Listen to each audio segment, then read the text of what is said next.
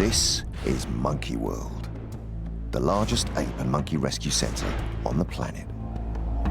With every animal comes a story. Some funny, some shocking. Dramas great and small. Today on Monkey Life, Jim and Alison are on a special mission to Mexico. They are here to collect a lively 3-year-old chimp called Brian, who's been mistreated by his owner. He's a very happy, very healthy little boy. Jim gets to fulfill an ambition. Best of luck, fellas. And there's frustration when Alison tries to track down an adult chimp called Coco.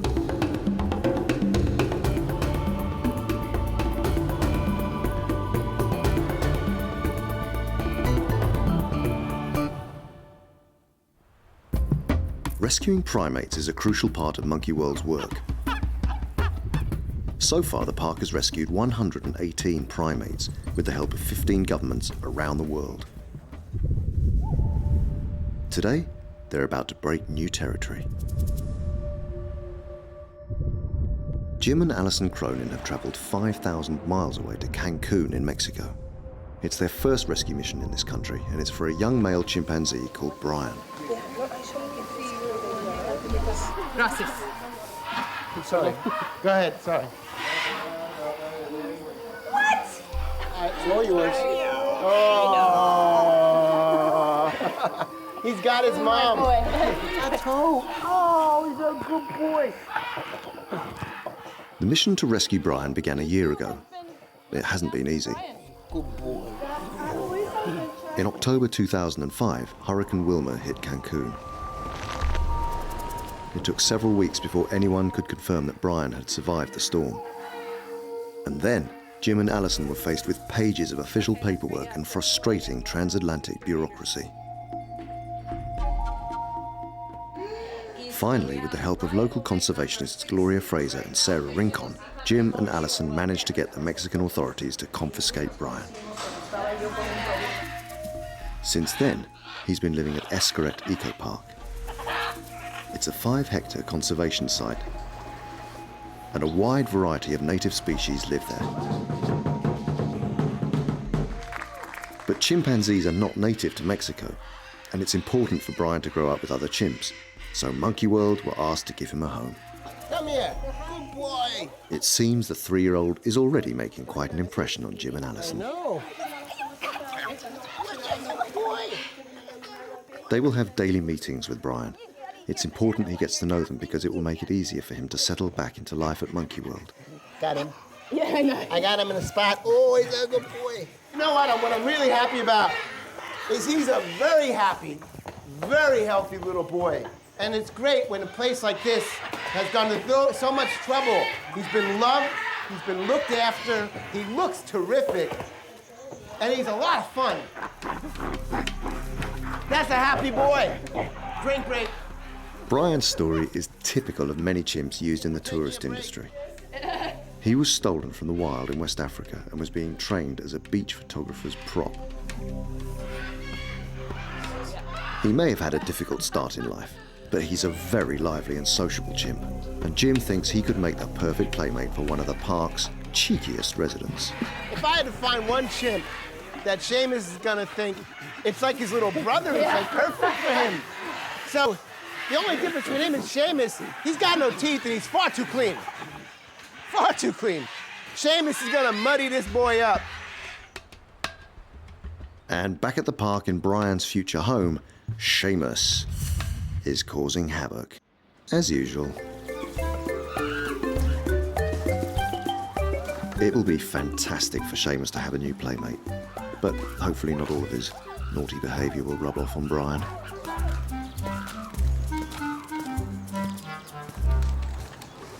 The rest of the group are enjoying a new delicacy, young coconuts, which have extra soft flesh inside. It's the first time they've tried it.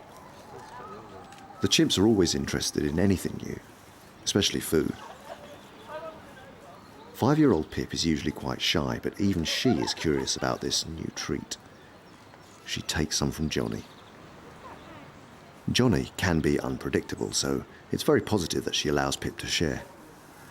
Seamus has stopped terrorising adult female Lulu and has decided to see if she'll share with him. The little hooligan is used to getting spoiled by foster mum Sally, but Lulu isn't as much of a pushover. And she won't respond well to being challenged. Seamus is a determined young chimp who likes to get his own way.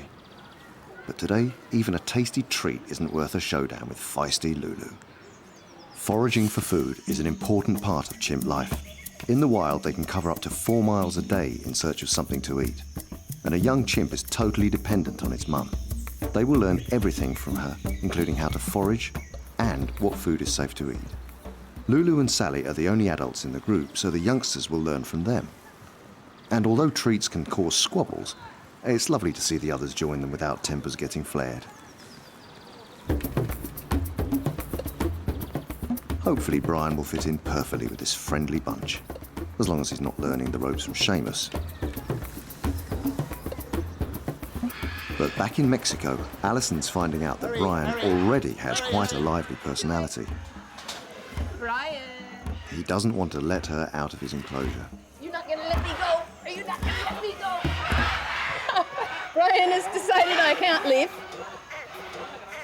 We'll just have to trick you somehow, won't we? Brian's found his mom. Brian actually found his mom. He's crazy about Allison. We get on well.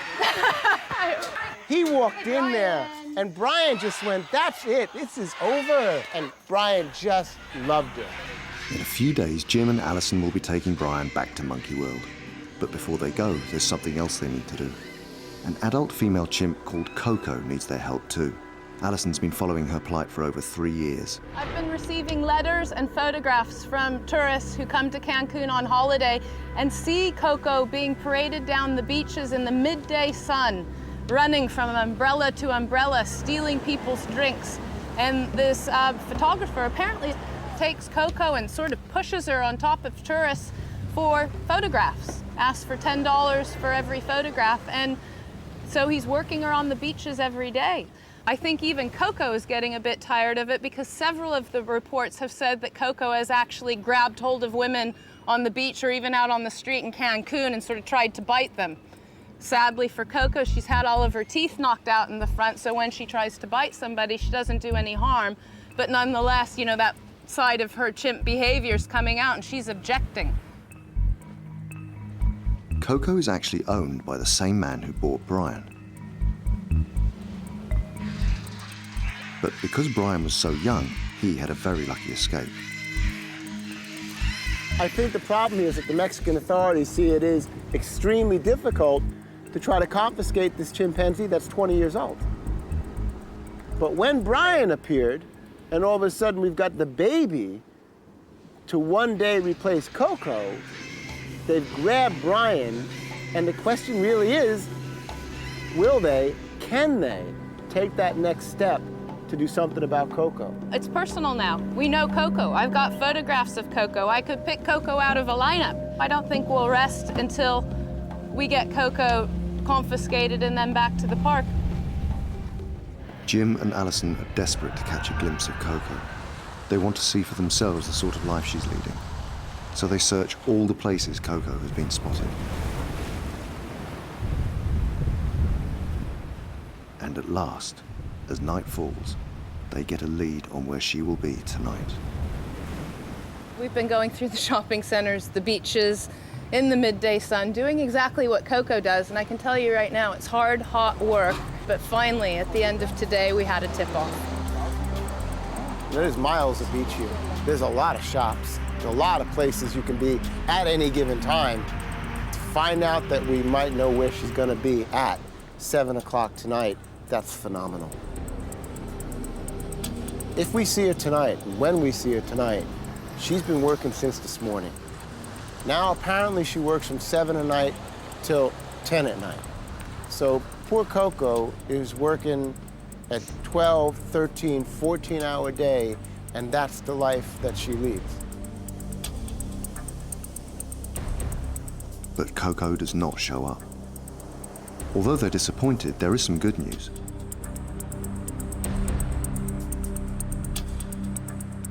The police are going to raid Coco's owner's house. They might even confiscate her, and they've asked Jim and Alison to come with them. Coco is a fully grown chimp, and the police are worried that she could become violent.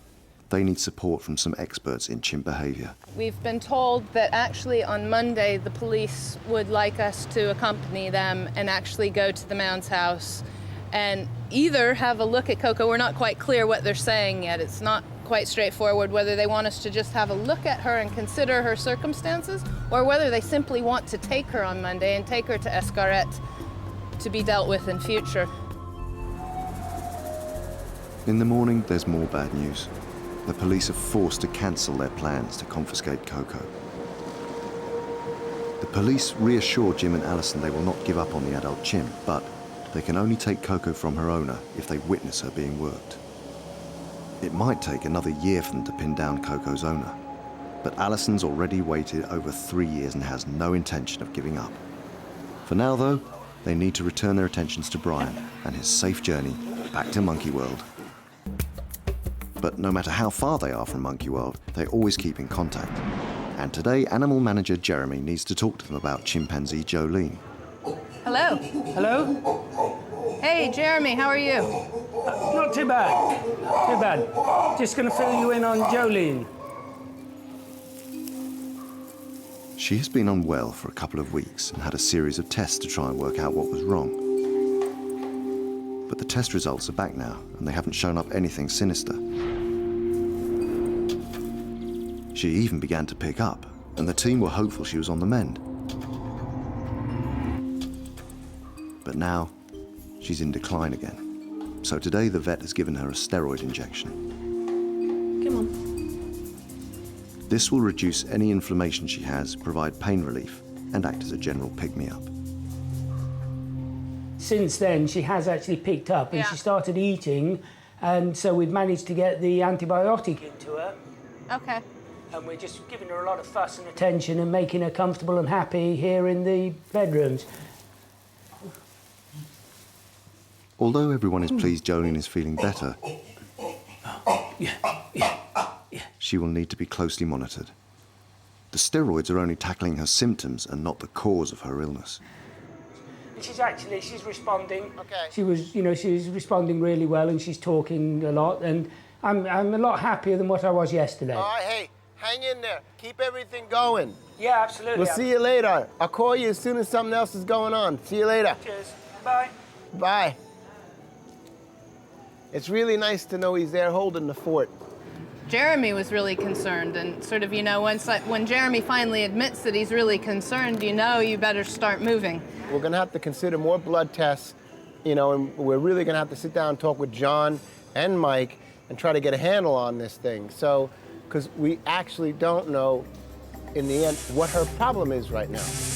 Happy that Jeremy has everything under control back home, Jim and Alison can concentrate on their challenge. It's time for their second meeting with Brian. It's taken a year to get all the paperwork in order for Brian to come to England. And during this time, he's been very happy at Escaret Eco Park. Whoa, he's a good boy. He may be happy now, but when Brian opens his mouth, it's a glimpse into the life he used to lead. All of his teeth, apart from 4 molars, have been knocked out. We've seen it before with many primates where the front teeth get removed, but never all of them. So we were trying to figure out how somebody could have, it would have been a big operation to remove every single tooth in the poor little guy's head. Yeah, go get Jim. Nightmare even as a beach photographer's prop, which just goes to show why the teeth get pulled out, why they get put on drugs, why they get beat up. The whole thing is simply an unmitigated nightmare and means that Brian was made an orphan, his mother killed. And for what? This would not be a fun life for Brian. It would be long, it would be 16-hour days, and there's a good chance, that he could die young because of it. And it's because of Escaret and places like Escaret that we can work with, that we can make it stop, and we can give Brian a home. Escaret doesn't usually care for chimpanzees, but it's clear they've done an excellent job looking after Brian. They specialise in giving sanctuary to native species, and like Jim and Alison, their conservation work is very important to them. They're keen to show them the work they do with sea turtles. And one of the things that Alison I found really exciting was the opportunity to work with another organization, to work with Escaret and see what one of their programs is like. Very, very different from what we do, but kind of the similar. Yeah, yeah. You know, it's very much, there's a lot of similarities because it's about rescue, it's about rehabilitation, and it's also about the release of the sea turtles back into the ocean. Escaret has an ongoing program dedicated to the conservation of threatened turtles. Every 2 months, they take 1 or 2 nests from the beach back to the park. This not only protects the unborn babies, it also educates people about them. And a couple of weeks after hatching, the baby turtles are released into the sea. To date, they've released over 29,000 baby turtles back to the ocean. And Jim and Alison are about to see some of the lucky ones that made it. I think for Alison and I mean, it's just been amazing. I mean, this was really one of my first loves, and somewhere along the line, you know, I left the idea of being in the ocean and studying the ocean and found myself with primates. So this is kind of a dream come true for us. The team has discovered a viral infection, which is isolated to this bay. It's making the turtles ill. To combat the problem, they need to do regular health checks. They've gotten the measurements, the length, the width, fecal samples, 2 different kinds of blood tests. I mean, it's a really thorough job, and it's not easy work. You know, you get huffing and puffing here pretty quick. They're incredibly powerful. Those flippers are so strong. We are so pleased that we could really be here. With the assistance of Escaret, hopefully this population of turtles will continue to thrive. And as night falls, it's time for an even bigger treat for Jim, releasing the next generation of baby sea turtles into the ocean. Best of luck, fellas. Only a few of these babies will make it to adulthood. Many will get eaten by seabirds, crabs, and fish. But the rest will disappear off to grow up in the ocean. They won't be seen again until they are young adults. It's just amazing to be able to participate in something like this and see it through from beginning to end, and to earlier today see some individuals who have done exactly what these little guys did tonight and know that they're out there and actually surviving and doing well. It's just fantastic. Oh, wow. Wasn't that something? It's been an emotional trip for Jim and Alison. Hola, sweet pea. Hey. Although they are thrilled to be taking Brian home with them, they are frustrated that they've had to leave without even seeing Coco. Alison has been fighting for Coco for over 3 years, and she is not going to give up. But for now, everyone is focused on 3-year-old Brian's safe journey to England. Okay. Easy. He needs to be in the shade. We need him? Yeah, he's pretty good. He's not sure what's going on. There's so many people around and everything. But you can see he fits into the box very nicely. And you can't be too worried if you're prepared to eat your banana. Good boy. Brian may well fit in his box, but it seems the box may not fit into the plane. Box has been here for a long time. But they've just switched planes going back. And now they were worried about the width of the box. And I'm thinking, you are kidding me. Zach Tidy from the travel company is on hand to sort the problem out. So the actual hold door is 38 inches wide, which is pretty much the width of this crate. But if we do find when we get there it is too tight to get the aft hold, we've got like a plan B. Oh, okay, so we'll he's get him in. on. We'll definitely get him on. I mean, one or the other. Get this. Brian is understandably nervous of what's going on around him. We're gonna unload him. And when the team make it to the airport, the temperature and the tempers reach boiling point. He must go now. Hey, he must go now. He must go. It's too hot. Vámonos. Let's go. Come on, you have to go. It's vital that Brian is kept in the shade while the paperwork to allow him airside is sorted out. The sun is still beating down. He must be in the shade. Everybody can say hello to him, but please put him in the shade. They're all just playing with the box. Alison is desperate to make sure the 3-year-old is okay, but no one is allowed to accompany him while he goes through the cargo. He will die. He will die very fast. in the sun. It needs to be put in the shade, please. They're not putting the box in the shade. Yes, Yes, we I am must a go. doctor. Tell the man in the yellow he's still not in the shade. They are not putting the box in the shade. She eventually persuades them to let her through. You are the doctor. Go to the chipmunk, please. All right, thank you very much. Stay there. Well, they've let Alison go through, which is very nice. Thank you very much. We don't have the right pass, really, to be in this area, but they've made an exception so that Alison can go through and stay with Brian.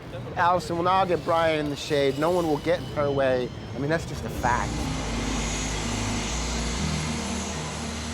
Jim and Alison have been on many rescue missions, but they never relax until the animals are safely back at the park.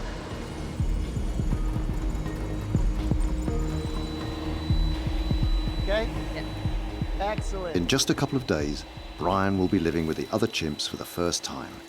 And for Sarah Rincon, who has been instrumental in this rescue, it's the moment she's been waiting for. You're very welcome. Traernos a un medio ambiente similar al de ellos. Que Dios los bendiga y vamos a seguir rescatando animalitos. Eso queda como un compromiso.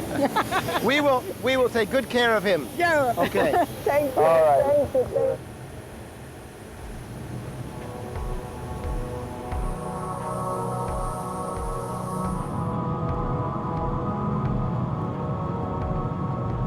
Special welcome to Brian. I hope he really enjoys the flight with us.